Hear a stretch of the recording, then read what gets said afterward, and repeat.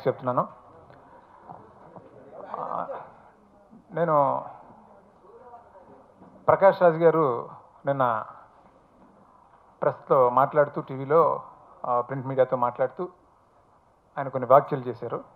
ఆ వ్యాఖ్యల గురించి క్లారిఫికేషన్ ఇవ్వడం కోసం నేను ఈ ప్రెస్ మీట్ పిలిచాను మీ అందరినండి.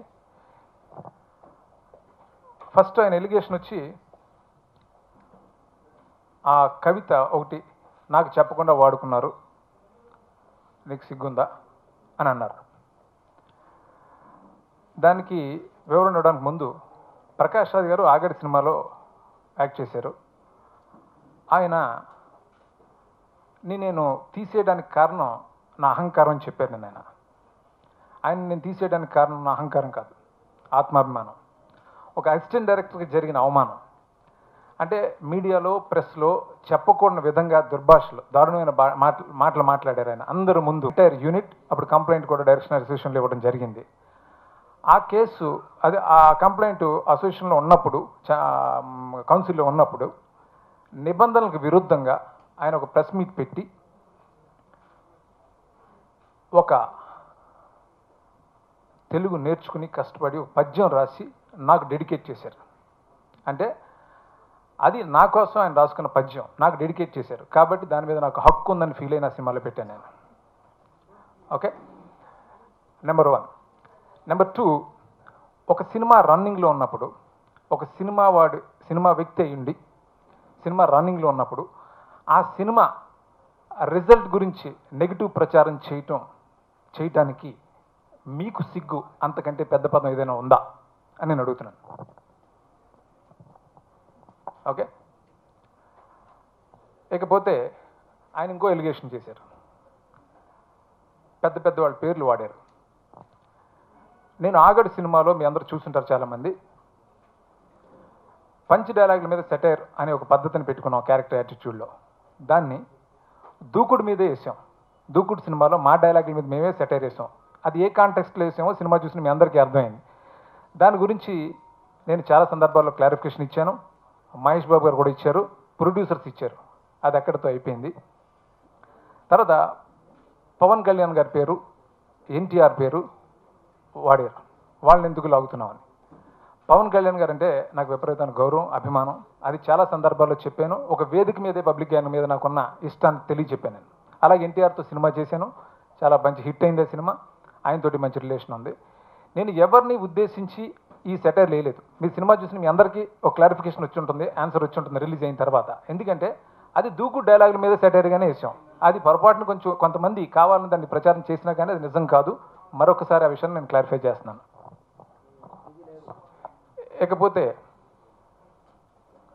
సినిమా ఎలా తీయాలి, ఎలా తీయకూడదు అనేది ప్రకాష్ రాజ్ గారి దగ్గర నుంచి నేర్చుకునే స్థితిలో మాత్రం నేను లేను. ఎందుకంటే సినిమా రిజల్ట్స్ అన్నిసార్లు అన్ని విధాలుగా రాదు. కొన్నిసార్లు పాజిటివ్గా వస్తుంది, కొన్నిసార్లు మనం అనుకున్న రిజల్ట్ రాకపోవచ్చు. అది నేరం కాదు.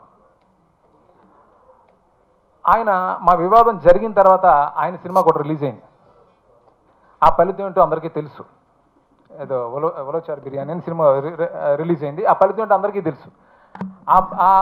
ఆ రిజల్ట్ గురించి నేనేం కామెంట్ చేయలేదు, ఏ ట్వీటు చేయలేదు, ఏ పండుగ చేసుకోలేదు. అసలు సినిమా పరిశ్రమలో ఉంటూ సినిమా గురించి ఫ్రెండ్స్ తోటో ఇంకొకరితోటో మాట్లాడుకోవచ్చు. నచ్చితే నచ్చదని చెప్పొచ్చు, నచ్చకపోతే నచ్చలేదని చెప్పొచ్చు. కానీ పబ్లిక్ మీడియంలో ఒక సినిమా మీద బ్రతుకుతూ నెగిటివ్గా ప్రచారం చేయిస్తేవాడు నా దృష్టిలో సినిమా వాడే కాదు. ఓకే, ఇంకా ఆయన ఇరిగేషన్ చేయండి. ఇంకా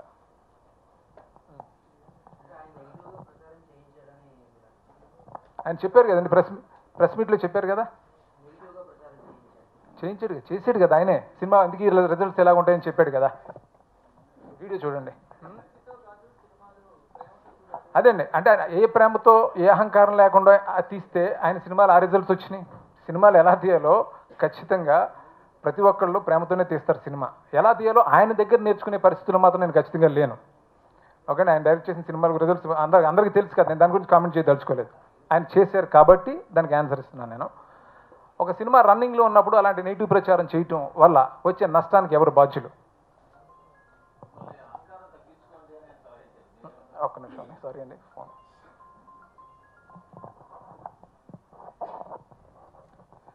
అహంకారం తగ్గించుకోమని ఆయన నాకు సలహా ఇవ్వటం చాలా హాస్యాస్పదంగా ఉంది. ఆయన మీద ఉన్న ఎలిగేషన్లు, ఆయన మీద ఉన్న కంప్లైంట్లు, ఆయన ఎన్నిసార్లు బ్యాన్ చేశారు, ఎన్నిసార్లు ఆయన ప్లీడ్ చేసి మళ్ళీ మన తెలుగు ఇండస్ట్రీని మళ్ళీ వచ్చి నేను ఆయన్ని తీసేసిన రోజు మా డైరెక్టర్స్ అసోసియేషన్లో అందరూ క్లాప్స్ కొట్టారు. ఒక అసిస్టెంట్ డైరెక్టర్ జరిగిన అన్యాయానికి మీరు కరెక్ట్ అయిన నిర్ణయం తీసుకున్నారని మొత్తం మా డైరెక్షన్ డిపార్ట్మెంట్ అంతా కూడా అభినందించారు నన్ను. సో ఆయన కక్షతో, ఆయన తీసేసిన కోపంతో ఈ ఎలిగేషన్స్ అన్నీ చేస్తున్నారు. సో నేను ఫైనల్గా చెప్పేది ఏంటంటే,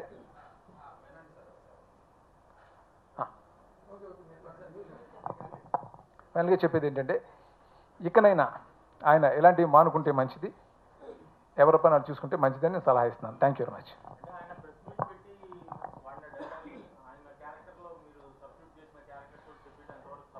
ఎంతవరకు సబ్ అనేదానికి నేను చెప్తున్నానండి. ఆయన నిబంధనల విరుద్ధంగా అంటే కంప్లైంట్ అసోసియేషన్లో ఉన్నప్పుడు నిబంధనలకు విరుద్ధంగా ఆయన ప్రెస్ మీట్ పెట్టారు. నేను ఏ ప్రెస్ మీట్ పెట్టలేదు. తప్పు అయిన సైడ్ ఉండి కూడా నేను ఏ ప్రెస్ మీట్ పెట్టలా. ప్రెస్ మీట్ పెట్టి నన్ను అడ్రస్ చేస్తూ నాకు డెడికేట్ చేస్తూ ఆయన ఒక కవిత రాశారు. సో దాని మీద హక్కులు నావని ఫీల్ అయినా ఆయన నాకు డెడికేట్ చేశారు. మీరు ఒకసారి వీడియో చూడండి.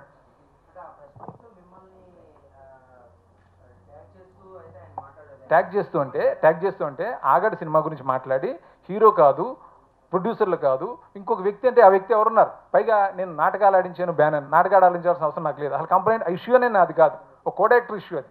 ఆ కోడాక్టర్ని బూతులు తిట్టినందుకు అతను కంప్లైంట్ అసోసియేషన్లో ఇచ్చాడు. దానికి అసోసియేషన్ స్పందించింది, అతను వివరణ కోరింది, అంతా జరిగింది. అది నాకు సంబంధించిన విషయం కాదు.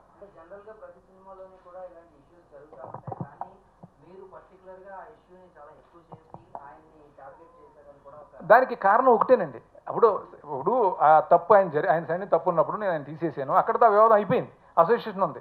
ఆయన ప్రెస్ మీట్ పెట్టి నన్ను అడ్రస్ చేస్తూ కవిత నాకు డెడికేట్ చేశారు ఆయన. అంటే ఆ కవిత నాది, నా కోసం ఆయన డెడికేట్ చేశారు. కానీ దాని మీద హక్కు ఉందని నేను పెట్టాను సినిమాలో.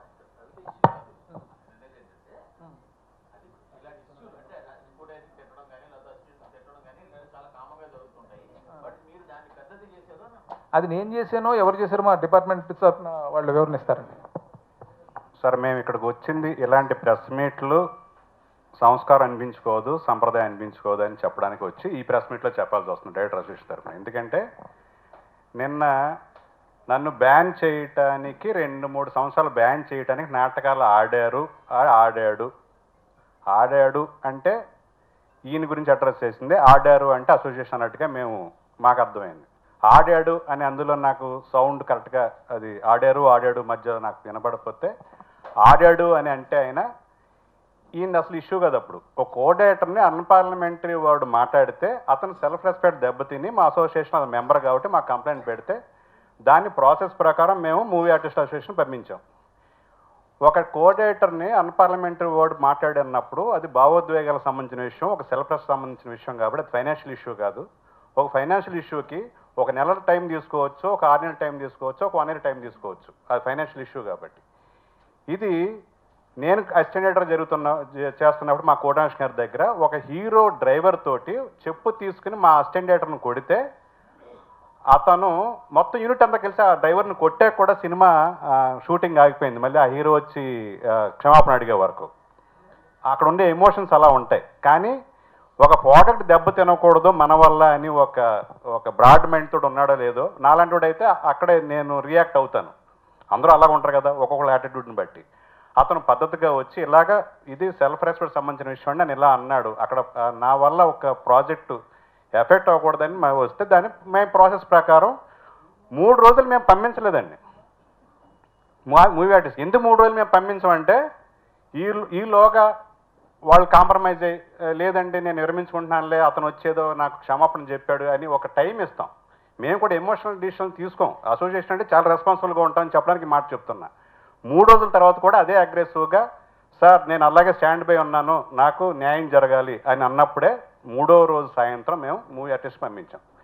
మూవీ ఆర్టిస్ట్ అసోసియేషన్ పంపించిన తర్వాత ఒక 10 days టైంలో మేమేం చేసామంటే 10 days అయిపోతుంది, ఇలా ఈ ఇష్యూకి తొందరగా రియాక్ట్ అవ్వాలి కదా అనే ఉద్దేశంతో మేము ఇంటర్నల్గా మా డైరెక్టర్లకి ఒక ఇంటర్నల్ మెసేజ్ పంపించాం. ఇలాగ మన మెంబర్కి ఇలాగా వచ్చి కంప్లైంట్ చేశాడు, ఇది మూవీ ఆర్టిస్ట్ అసోసియేషన్ పంపించాం మేము. సో ఇది ఇమ్మీడియట్గా కోఆర్డినేషన్ కమిటీకి వెళ్ళి తేలాల్సిన విషయం. సో ఇంకా అతను రెస్పాండ్ అవ్వట్లేదు కాబట్టి ఈలోగా మీరు అతనితో కలిసి పని చేయటానికి ఆలోచించండి అని మేము ఒక మెసేజ్ ఇచ్చాం తప్ప సపోర్ట్ చేయమని ఇష్యూకి రిజాల్వ్ అయ్యే వరకు అతను మేము బ్యాన్ చేయలేదు. బ్యాన్ చేసే అధికారం హక్కు మాకు లేవు. ఈ స్పెక్యులేషన్ జరుగుతుండగా నేను క్లారిటీ ఇచ్చాను ప్రెస్ మీ ఒక ఒక ఒక ఒక టీవీకి. ఇక్కడ అతను ప్రాసెస్ ప్రకారం జరుగుతుందండి అన్నిని. మేమెవరో డైరెక్టర్ అసోసియేషన్ అతను బ్యాన్ చేయడానికి, మేము బ్యాన్ అనే పదం వాడడం, బ్యాన్ అని చేయకూడదు. మాకు ఇష్టం లేకపోతే కలిసి పని చేయం తప్ప బ్యాన్ అని చేసే అధికారం మాకు లేదు. ఇది కోఆర్డినేషన్ కమిటీలో తేలాల్సిన విషయం. అక్కడ మా మెంబర్ తప్పు చేసి ఉన్నాడని రుజువు అయితే అతని మీద క్రమశిక్షణ చర్యలు ఉంటాయి, అతని మీద యాక్షన్ ఉంటుంది. ప్రకాష్ రాజ్ గారు తప్పు చేస్తుంటే ప్రకాష్ రాజ్ గారి మీద చర్యలు ఉంటాయని నేను చెప్పాను, క్లారిటీ ఇచ్చాను స్పెక్యులేషన్స్ని తెరదించడానికి.